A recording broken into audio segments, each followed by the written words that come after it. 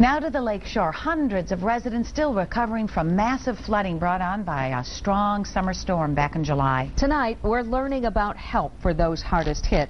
And 24-hour News 8's Joe LaFurgey live in Holland tonight. Joe, what can residents expect? Well, Sue, they can expect some help finally. We're on 17th Street, and just imagine a river running down the middle of the street, and that river emptying into some of these homes, especially in the basements. Now, again, that heavy rain happened all the way back in June, but still today, many of these residents, several of them who are low income, are facing some very big bills.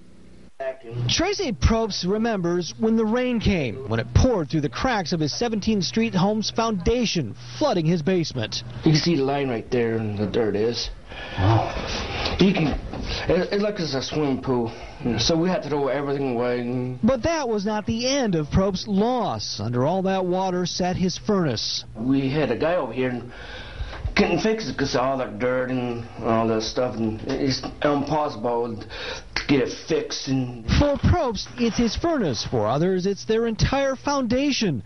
The city handled close to 1,000 calls for assistance, many of them from low-income residents, after the rain stopped. Many people in this part of Holland are in the same situation. They own their homes, but they're just one big-ticket item failure away from losing it. We already have problems with foreclosures and abandoned homes, and we certainly don't want to see that number grow as a result of this flooding. With no large-scale pattern of destruction, there was no government disaster declarations, no federal or state disaster fund relief for homeowners. Just because there isn't federal relief coming doesn't mean there aren't people with needs, and this is where our community does some of its best work, is to pull together as neighbors. Linda Jacobs' organization, Good Samaritan Ministries, along with the Red Cross and other community groups, formed the Holland Flood Relief Task Force. They're holding their first meeting with flood victims Wednesday to get a better idea on the scope of the problem. Once they figure out what needs to be done and what it'll cost, they'll ask the community to dig into their wallets to help. We certainly are looking at churches and businesses and many others in the community who will want to help with that.